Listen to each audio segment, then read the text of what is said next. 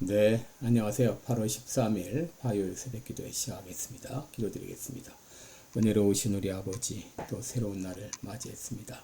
아버지여, 또 여름날 무더위와 또 장마 가운데도 우리들 건강을 지키시고 안전을 지켜주신 거 감사를 드립니다. 하오나 세계 여러 곳에서 수많은 재난으로 고통과 어려움을 겪고 있사오니 아버지 긍휼을 베풀어 주옵소서.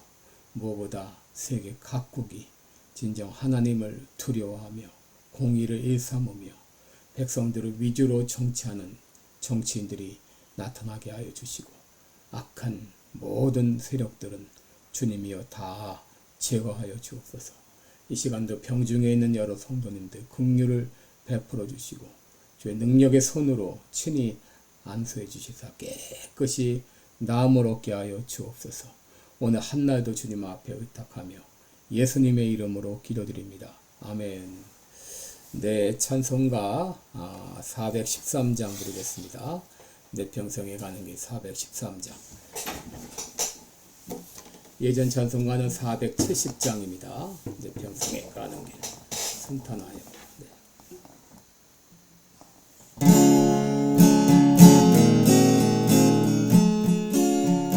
내 평생에 가는 길 순탄하여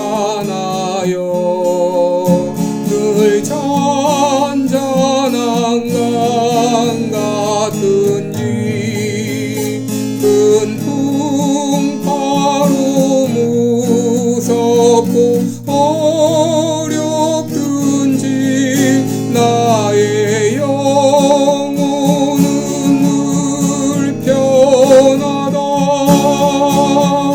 내 영혼 평안해. 내 영혼 평안해. 점막 위는 우리를 삼키려고 벌리고 달려와도 주 예수는 우리의 대장 되니 끝내 싸워서 이기겠네. 내 영혼 평안해. 내 영혼 평안해. 내 지은 죄 중대 같더라도 주 예수께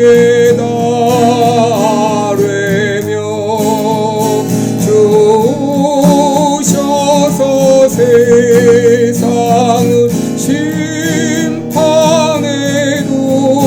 나는 보다도 평하리라. 내 영혼 평안해. 내 영혼 평안해. 저 공중의 구름이 일어나며 그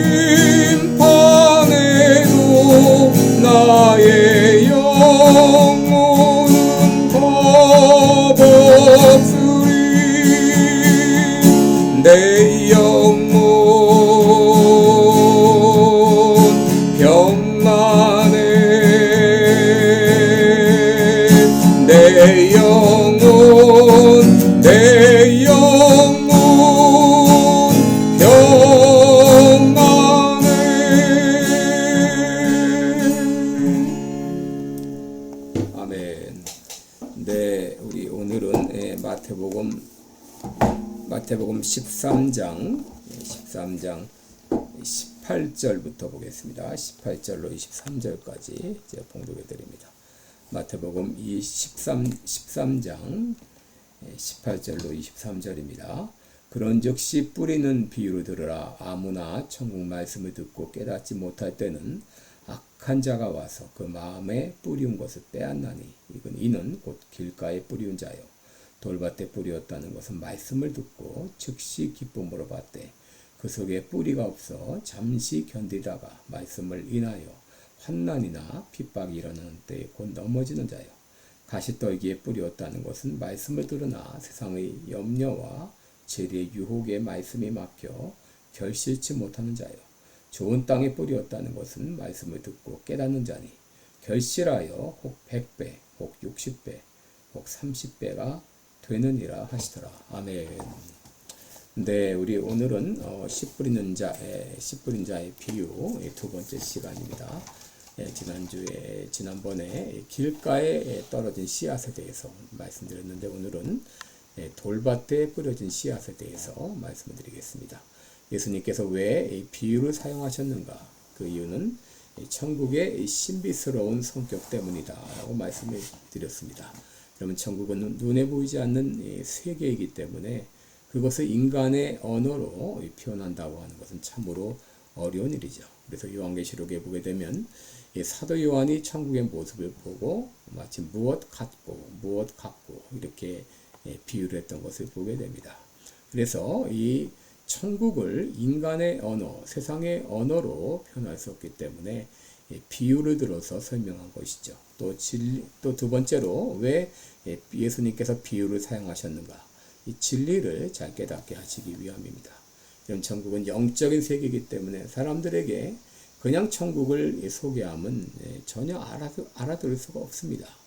여러분, 이제 미국 땅에 와보지 않은 사람이 있다고 하게 되면 미국을 소개하기 위해서는 여러 가지 비유를 통해 설명하는 것과 같은 것이죠. 그래서 예수님께서는 이 땅에 있는 여러 가지 관습이나 혹은 이 문화나 혹은 생활 이런 모든 것을 통해서 천국을 비유로 설명을 하신 것이죠. 우리 지난주 첫째 시간으로 이제 씨 뿌리는 자의 비유, 그 길가에 떨어진 씨앗에 대해서 살펴보았는데 오늘은 돌밭에 뿌리운 씨앗에 대해서 함께 말씀을 나누도록 하겠습니다. 여러분, 씨 뿌리는 자의 비유는 현재 임하여 있는 천국을 의미한다. 그리고 이 씨 뿌리는 자이신 예수님께서 이 땅에 오셔서 복음의 씨를 뿌림으로써 천국이 시작되었다. 이렇게 말씀을 드렸습니다. 그리고 같은 복음의 씨앗이 떨어질지라도 듣는 사람이 어떤 마음을 가지고 듣느냐에 따라서 이 결과가 달라질 수 있다는 것을 말씀을 드렸죠. 그래서 지난주에 이제 길가에 떨어진 씨앗에 대해서 보았는데 여러분, 길가에 떨어진 씨라고 하는 것은 말씀을 듣고 깨닫지 못하는 사람을 말한다. 이렇게 말씀을 깨닫지 못하는 이유는 길가에 떨어진 씨를 그 새가 와서 주워 먹듯이 사탄이 그 말씀을 빼앗아 가기 때문이다 라는 말씀을 드렸습니다. 여러분, 우리말에 이 속 위에 경읽기 그런 말이 있는데 말씀을 들어도 이 겉땅 따라 들으면 사단이 그 들은 말씀을 빼앗아 가기 때문에 열매를 맺을 수 없는 것과 같은 것이죠. 그러므로 왜 나는 열매를 맺지 못하는가? 내 마음이 길가와 같이 딱딱하기 때문은 아닌가? 여러분, 길가와 같이 이 마음이 딱딱하면 아무리 말씀의 씨앗이 뿌려질지라도 씨가 그 딱딱한 흙을 뚫고 들어가지 못하는 것처럼 여러분, 새가 씨를 쪼아 먹듯이 사단에게 말씀을 빼앗기게 되는 것이죠. 그러므로 길가와 같은 그 딱딱한 마음을 기경하자, 옥토로 기경하자라는 말씀을 드렸습니다. 오늘 이제 둘째 시간으로 돌밭에 떨어진 씨인데요. 이 돌밭이라고 하는 것은 헬라어로 페트로, 쉽게 말하면 베드로죠. 여러분, 베드로라는 이름이 바로 반석, 바위라는 뜻인데요. 이 페트로, 이 바위를 말합니다. 누가복음 8장에는 바위라고 소개가 되어 있는데 여기 돌밭이라고 하는 것은 흙이 얇은 돌밭을 말합니다. 이 팔레스틴 지방에 가게 되면 석회암이 많이 있는데 석회암 위에 흙이 아주 얇게 이게 덮여 있는 경우가 있다고 합니다. 여러분 그곳에 씨가 뿌려질지라도 그 씨는 처음에는 흙이 얇은 흙에 싹이 날 수가 있겠죠. 그러나 더 들어가면 이 돌이기 때문에 돌까지 뚫고 들어갈 수가 없는 것이죠. 그래서 여러분 이 팔레스틴 집들은 지붕이 다 평평하지 않습니까? 그래서 옆에 계단이 있어서 계단을 타고 지붕에 올라갈 수가 있는데 그 지붕은 바로 이 지붕 위에 흙이 아주 얇게 이렇게 덮이는 경우가 있다고 합니다. 그러면 씨가 떨어져서 싹이 나지만 그러나 곧 얼마 가서 죽고 마는 것이죠. 그래서 시편 129편을 보게 되면 시온을 미워하는 자들은 지붕의 풀과 같을지어다 라는 의미가 그런 의미입니다. 지붕에 약간 흙이 덮여 있는데 거기에 싹이 나지만 얼마 못 가 말라 죽게 되는 것이죠. 그렇다면 여러분 돌밭에 뿌려진 씨앗과 같은 사람은 어떤 그런 존재일까요? 여러분 이 사람은 말씀을 듣긴 듣습니다. 그런데 환난과 핍박이 올 때 넘어지는 자요라고 말했습니다. 20절에 보시면 돌밭에 뿌리였다는 것은 말씀을 듣고 즉시 기쁨으로 받되 그 속에 뿌리가 없어 잠시 견디다가 말씀을 인하여 환난이나 핍박이 일어나는 때에 곧 넘어지는 자요라고 말했습니다. 그래서 여러분 이 바위 위에 있다고 하는 것은 이제 말씀을 기쁨으로 받긴 받습니다. 그러나 얼마 있다가 시험 받을 때에 결국은 배반하게 된다라고 말합니다. 여러분 이와 같은 사람은 어떤 사람을 말하는가? 신앙생활 처음에 열심히 하다가 중도에 포기하는 사람. 처음에는 기쁨으로 신앙생활을 하는데 중도 하차하는 사람을 말합니다. 여러분 이 사람들이 이 신앙생활을 포기하는 이유가 무엇일까요? 환난이 극심했기 때문일까요? 핍박이 너무 가혹했기 때문일까요? 물론 그것도 이유가 되지만 근본적인 이유는 신앙의 뿌리를 내리지 못했기 때문이죠. 사람들이 쉽게 낙심하는 것도 기도하다가 기도를 포기하는 것도 다른 이유가 아니라 신앙의 뿌리가 없기 때문입니다.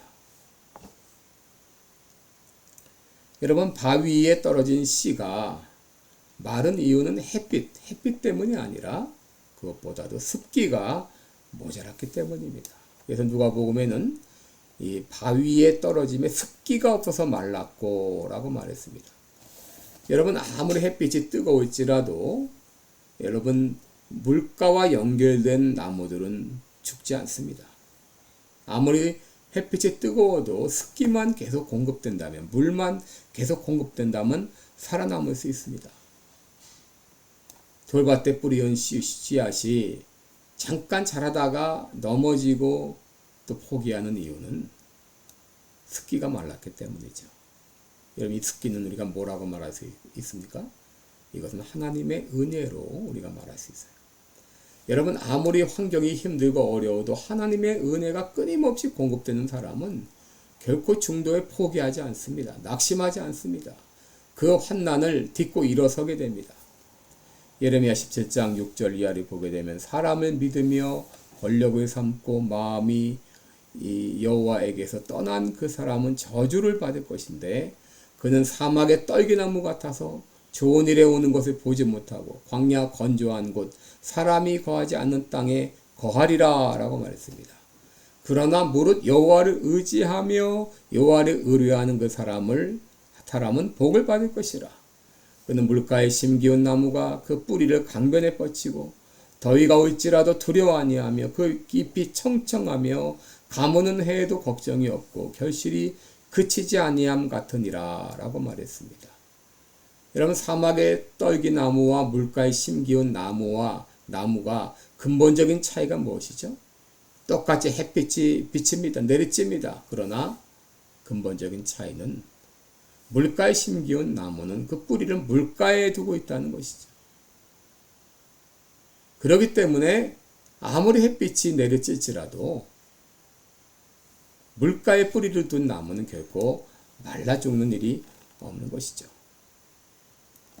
바로 하나님을 의지하지 않고 인간을 의지하고 인간적인 것을 의지하는 그 마음이 바로 돌박 같은 마음입니다. 그러므로 내 마음에 이 제거되어야 될 돌은 무엇인가? 이것은 하나님을 의지하기보다도 사람을, 인간을 더 의지하는 것입니다. 하나님께 기도하기보다 인간에게 부탁을 하는 겁니다. 여러분, 우리는 좋은 환경 가지기를 바라죠? 또 좋은 사람들이 우리 주변에 있기를 바라죠?